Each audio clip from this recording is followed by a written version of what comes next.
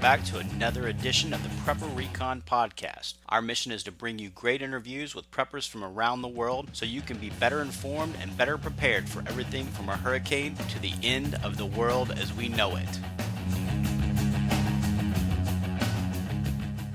KDArmor.com is your one-stop shop for the most affordable body armor, period. With packages starting at $169.99 and free shipping on every order. KD offers soft armor and rifle threat rated armor up to level 4. Go to KDArmor.com and get your body armor today while you still can. Mention this ad and receive a free tactical scarf for a limited time with any body armor package. That's CATIarmor.com. Whether it's a grid down situation or just a temporary power outage from a storm, a sun oven will allow you to harness the power of the sun. Not only will you conserve resources, you'll maintain operational security by not sending up smoke. You can cook or dehydrate just about anything, including bread, muffins, roasts, jerky, beans, rice, and so much more. Go to sunoven.com/prepperrecon for an $80 discount off a deluxe package.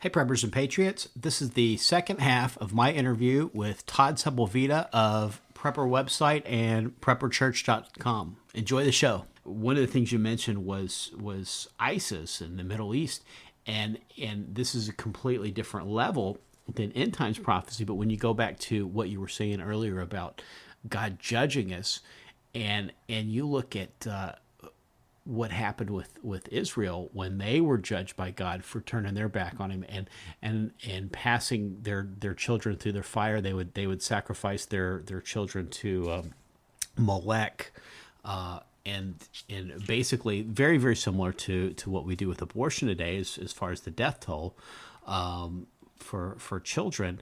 But, God judged them with the Assyrians. And if you think about geographically, where were the Assyrians? Well, they're right where ISIL's operating right now. Yeah. No doubt about it. One of the things that that I've been reading in Joel Richardson and Walid Shabbat, when they talk about, the Antichrist and where it's going to be coming from, when you look at the traditional, everyone says that the Gog Magog, Russia is going to play a part into that. And one of the things that they say when you're looking at all that is all those countries are Muslim now, except for really Russia, and Russia doesn't even fit into where it's at. And Walid does a good job of breaking it down and, talking about the different commentators out there and theologians in the past and reasons why they have said, it would be Russia. But he brings it back to no, it's not, and it's, the area around Turkey and all of those areas around there. So surrounding Israel. And all those countries. It's a very, going back to what you're saying too, just about Assyria and looking at Daniel. And I was reading it today in his book, and you look at Daniel and you look at the statue and the vision, what Daniel talks about in the vision, and they've always said that bottom part was the clay and the iron mixed together. Was the Roman, was the Roman Revived Roman Empire. Empire, right? And what this guy says is no.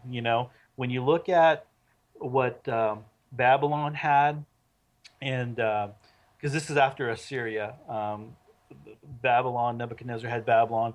You look at what Babylon controlled, and then the Persian Media empire, what they controlled, and took over Babylon and took over what Nebuchadnezzar had and that empire. Then you had the Persians took over that, and then you had the Greeks took over that. Rome never fully conquered everything that Greece had. In fact, reading it, they had only got as far as like the Euphrates River, and then they were turned back. The other empire that did cover all of that, that did kind of control it, was the Ottoman Empire. It was under under Muslim control. And again, he comes from a Jerusalem-centric viewpoint, not a European viewpoint or America Western viewpoint. It's a Jerusalem. Jerusalem is God's focus. It's not anything else. And so you talk about the revised, I'm sorry, the Ottoman Empire, and which was disbanded in 1924. But you can see very easily, and you talk, the guy in Turkey, they're wanting to bring back the caliphate. They're wanting, you have ISIL talking about that, bringing back this caliphate. So it is when you talk about the seventh, is now the was and is and the eighth and all that kind of stuff, and you hear about all that, you kind of see how easily it could happen right now with everything going on over there. One of the guys that they said you need to watch is the guy in Turkey, and Edron, or I can't remember how to pronounce his name or whatever, but it's one of the guys that you need to be paying attention to. Islam, I don't know how much you've looked into it, but and I didn't realize this until I started reading it, was they have a doctrine that allows them to deceive, basically, is what it is. So you can kiss the hand of your enemy until you're powerful enough to control them, until you're powerful enough. So it is where a Christian would say, you can't lie, you can't be deceitful. That's not the way that God wants us to operate. We should be telling the truth, blah blah blah, all that kind of stuff. In Islam, a Muslim is okay for them to say, oh no, we're a religion of peace. We just want to live in peace. We don't want to do this. We don't want to do that. And then when they have enough support and enough, whatever, people behind them at that point to overpower, then that's when they do that, And I never knew that until reading that. And you have a lot of people talk about it's, a religion of peace, and you talk about those kinds of things, but which is very scary when you look at, you have now. I mean, you've read about it's up north somewhere, places now where Muslim neighborhoods, they're starting to want to operate in with Sharia law. And that when the Charlie Hebdo thing happened in France, that there was places, and this came out, and I didn't even realize it at that time, but there's a lot of zones in France that people, if you're not a Muslim, you don't go into, because it's ruled by the Muslims. And very, very interesting on those things.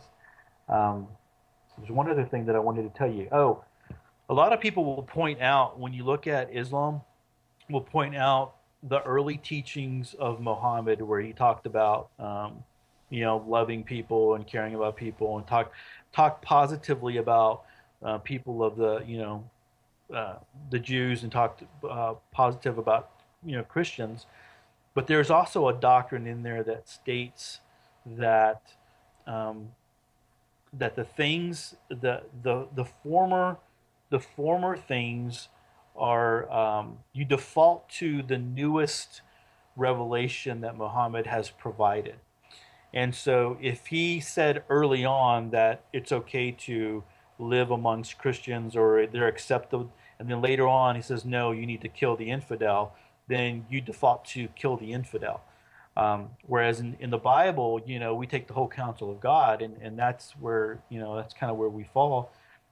That's where Islam is a little bit different. So people who are reading the Quran and they're looking at those things, it seems to contradict each other, but it's not a contradiction for Muslims, because they're able to say, no, we go with the last thing that, the last revelation that Muhammad had. And so, I mean, it's something that's interesting, something that I think we need to be keeping an eye on. Again, keeping abreast of what's going on over there, in the Middle East and what's going on with ISIS, and like you said, the our southern border. I think this Trans-Pacific Partnership, from what I read, allows, um, I guess, a foreign entity to allow foreign workers in. Is that correct? I mean, have you read that? Paul Ryan said that we'll read the bill after we pass it, basically. Yeah, Who yeah, came in on the Tea Party ticket, just like Marco Rubio, who also came in on the Tea Party ticket and has just converted to complete, total neocons, both of them.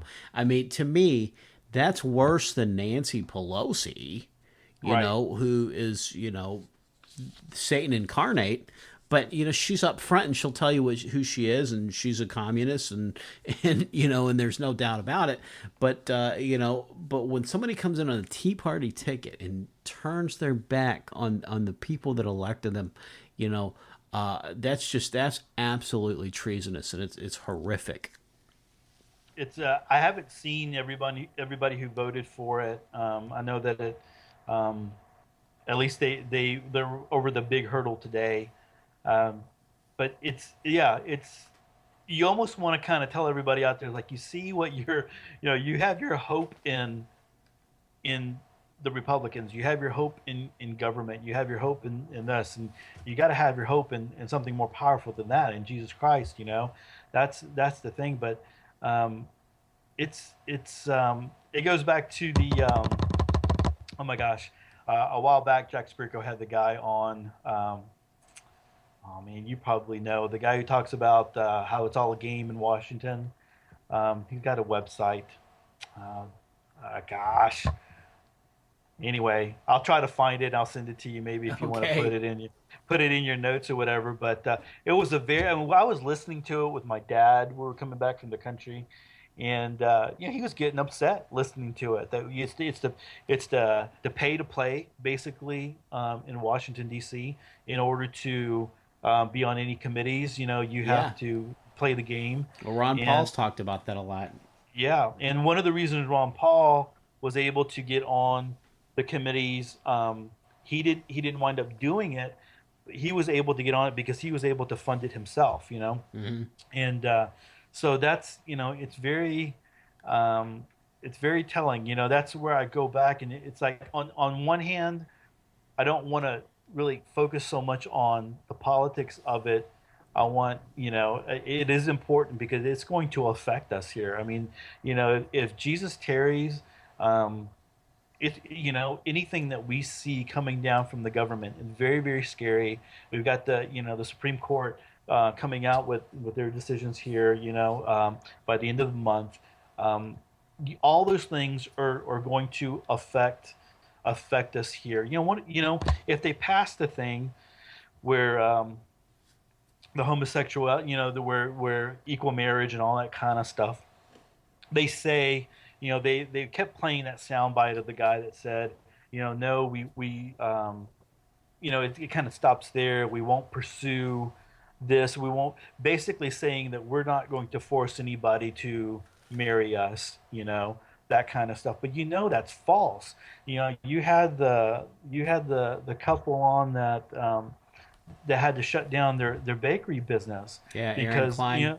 yeah, because they just chose to go with their beliefs and not make a cake for this couple, where this couple could have easily said, okay, well, thank you, and go on to the next bakery and find a bakery that would do it. But eventually, it's going to get to the point where, if they do pass it, they're going to say, hey, we want to get married in this church, and okay, well, you could say, well, we don't, we only marry people who are members of this church. Well, okay, well, we would like to become members. Well, we don't recognize homosexual couples. Okay, well, we have a problem with that. And then they're going to go to court. And even just fighting it, just a church fighting. I mean, a church is as it is right now, it's hard to make ends meet and to pay the bills all the time and those kinds of things. And to have lawyers to fight something like that, they're going to be, they're going to have to wind up shutting down. And so that's one of the things that John Haler has talked about, and one of the things that I think is important churches need to be thinking about is what are you going to do when it comes to, if it comes to that point? What is your position going to be? There's a lot of churches out there that recognize same-sex marriages right now, and so very easily they could go to one of those, but you can kind of see them, kind of to cause problems and to um, force it their way. And I don't know, a lot of people would look at it as a very satanic move is to force churches to marry them. And if they don't, well, then they're going to take them to court. So we've got all those kinds of things that are kind of happening and that I'm paying attention. We're going to take a quick break and we'll be right back. I've personally been buying gold and silver from JM Bullion for over 2 years. They offer the best prices over spot that I can find, and I've never had a problem with an order. If you're looking to trade in some of your fiat paper for real money, check out jmbullion.com today. When disaster strikes, it's too late to prepare. PrepperRecon.com offers MOLLE-compatible individual first aid kits for your home, auto, or bug-out bag. These kits have everything you need to address a traumatic injury, including an Israeli battle dressing, quick clot, EMT shears, suture kit, Steri-strips, tourniquet, ACS chest seal, tough strip bandages, gauze, and so much more. $89 includes shipping. To buy your individual first aid kit, go to PrepperRecon.com and click the store tab at the top of the homepage. Order today before it's too late. Has that come up at all in your small group, or has that come up at all in the church that you're attending right now, if that was to happen? Yeah, it has, and we're sort of a satellite of a larger church in Melbourne, Florida, and the pastors recommends everybody being involved in home groups, and it's come up in our home group that this may someday be the only church. You either may be involved in a home group, a home Bible study, or you're attending an apostate church that's capitulated and is performing same-sex marriages. So that might be your choices. And you need to start making those relationships now and getting involved in those home groups now. Because if you wait around, it's going to be like a lot of other things with preparedness. You're going to miss the boat. Yeah. It's funny that you say that. I have an article ready to go, probably on Prepper Church. You'll probably release it on Thursday, or maybe a little bit later on. So it'll be out on Sunday, on that same view, going there. What are we going to do? What are you going to do if your church winds up shutting down? What do pastors need to be preparing out there? So I'm very glad to hear that your pastor's thinking about those kinds of things and saying those things right now, because it could be. And I mean, you've talked about that in your book. I mean, that happened in your book, right? Your last book, The Days of Noah. Yeah, that in the the second book. Mm-hmm. Yeah, where persecution. Where the group had to go into a home church style setting. And we might wind up seeing, more of that, and thinking through what it would look like, what people, what are you going to do with kids? What are you going to do with, what are you going to do about who's going to be, the one bringing the message? Who's going to be, all the different. What are you going to do about music? I mean, all those different kinds of things. Kind of thinking about those things, and just how about communicating with each other? Just communicating with each other and getting that word out there. So that's something that I think, like I said, if Jesus tarries, those are things that we're going to have to start to deal with, to start to look at. I mean, that's a whole nother topic in Christian persecution, what we could expect here, in America. And one of the things that we didn't cover that you touched on was Martin Armstrong. And now his model, the CIA came after him and said, we want the source code for this model because it predicted so many events. And ironically, like you said, it's lining up with Shemitah for calling for. I think that his prediction is a bond bubble bust this September, October, and and he refused them, and they actually came up with some trumped up charges and locked him up for some period of time because he wouldn't give him the source code on his economic model. That's correct. And you want to hear, I don't know if you've looked into it even more than that. When they finally let him go, I guess some of the evidence that would have helped to exonerate him was in World Trade Center building number 7. Oh boy. Yeah. And so he was like, why would number 7 just go down the way it went down? It's very, and so you get into the conspiracy stuff. And so he's touched on that a little bit. I read a little bit about that, but that's very interesting there. But yeah, you have the economic cycle and the war cycle converging together all at one time. And so we're in interesting times, and I think people, should be taking, paying attention. And one thing that I do want to say out there as well, if there are any pastors that are listening, I'm sure there's a lot of ministers and pastors that are listening to you.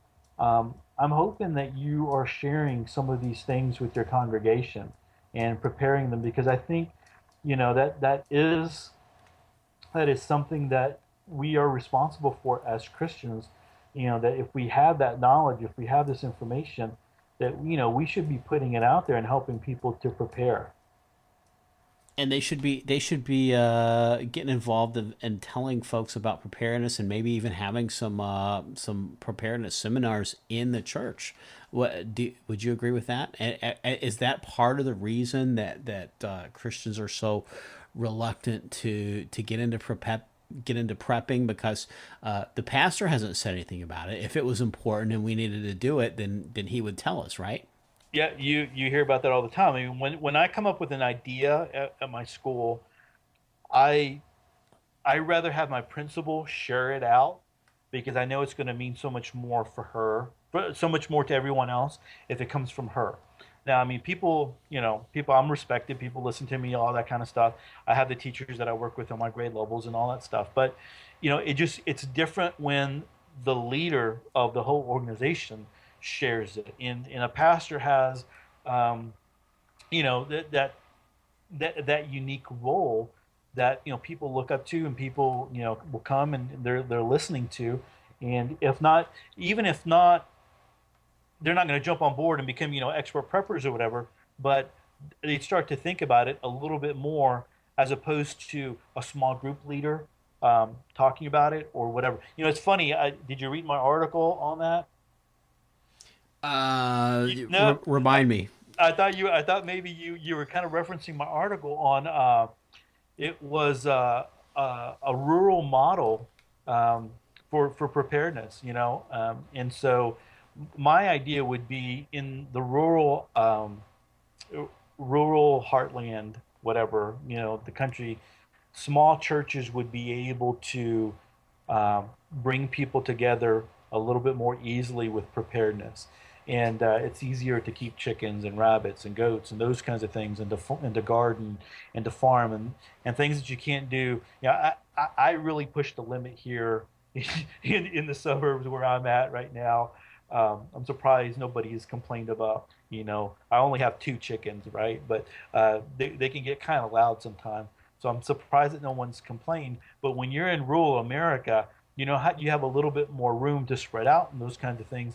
And I believe that churches, you have a lot of yard space, a lot of just grass. Why not turn those into community gardens? Why not have,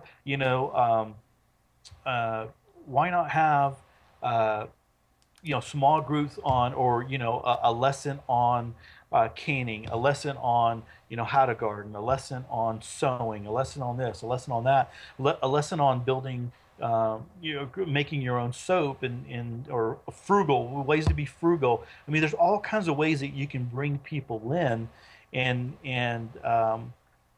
slowly feed them preparedness. Gardening is like that gateway drug, right? gardening and firearms. Eventually, they will lead to preparedness, is what I have found with people that get into those kinds of things. And it's so easy for churches to be doing that. And so if there are Christians out there who, and I said, pastors should be doing this. Hopefully they are, and they're sharing all this type of information with their congregation. But even if you're not, and you're going to a church that doesn't really accept preparedness, I think you could easily volunteer to do a small group, and kind of like what you're exhibiting here. And I mean, I don't know how long you've been going, but breaking those things, slowly planting those seeds and talking about those things, maybe even talking about, certain, and even coming from like an organic point of view. Hey, this, like I said, frugal, saves you money to make your own laundry soap, and this is the way to do it. It just makes sense to have some rain catchment and to water your yard that way. It just makes sense to, if you were to have a hurricane or a tornado or a snowstorm, to have a little bit of, can you imagine what it would be like if you were a small group leader and you had about 20 people that came and met at your house, and you knew that a storm was coming. There were, and you could put it out there. Hey everyone, send a text message out or an email out. Hey everyone, they're predicting a big snowstorm. It might be a good idea to have some water and some food prepared just in case you lose power, or maybe a way to heat your house, or a way to heat a room, or maybe we can talk about that, or there's just so many different ways and things that we can handle things. And down here in Houston, we just had that tropical storm Bill, that was really a non-event because it went over to the left a little bit from Houston, and it really didn't hit us. But it would have been a real bad storm if it did hit us. I mean, there were, some areas got 12 inches of rain. So if that would have hit Houston, we would have seen even more flooding than we had seen during the Memorial Day holiday. And it's very easy here. When we saw that, we went to the store, and it was already, water was already gone, and those kinds of things. And I was just, looking at my wife, and I'm like, aren't you glad that we prepare? Because if this was a real legit thing, I mean, there wouldn't be anything here. And that was really early on. And so just talking to it from a point of view, from that point of view, that's always helpful, I think. And it begins to plant seeds. If anything, it begins to plant seeds and get people to think. And you pastor a small home fellowship. Yeah, do you guys discuss different roles in functioning as a mutual assistance group for a natural or man-made disaster? We actually closed down my home church. December, the last Sunday of December, was my last Sunday. We just felt the Lord leading us, and we had a lot of peace in doing that. Yeah. So we're right now attending a full size, a big church, and it was really it was really weird because I was very comfortable with the idea of getting up early on Sunday like I normally did, taking my time to read my Bible and to pray, taking my time to get ready, go to a church, and let somebody else do all the heavy lifting for a little while. I was just going to sit and soak. And it was about a month into it when I really felt the Lord saying, giving me a little bit more oomph, and giving me a little bit more like, hey, I have this word for you, to get it out there. And that's really where I started moving on Prepper Church, because until then, it really wasn't anything out there. And so you'll see around January, I think maybe about the middle, end of January, that's really where the articles start coming out. Until then, I was just kind of posting like a video here and there. And so I really felt like God was moving on me to do that, and to write articles and like little sermonettes and things like that. We did talk about preparedness a lot in my home church, though. Everyone knew where I stood. Everyone that was there that came was a gardening, definitely. Everyone was gardening. everyone was into preparedness at some level.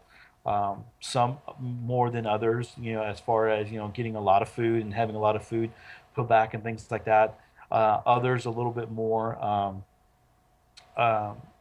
okay, yeah, we will prepare for, a hurricane. We do this and that kind of stuff. But everyone knew where I stood, and everyone knew. I mean, I talked about it all the time, um, and everyone had a place to go if things really got bad. Everyone had people that lived out in the country, and if not, they would have always been welcome with us to go with us. And that invitation still is still out there to the people that we still talk to and still consider close friends.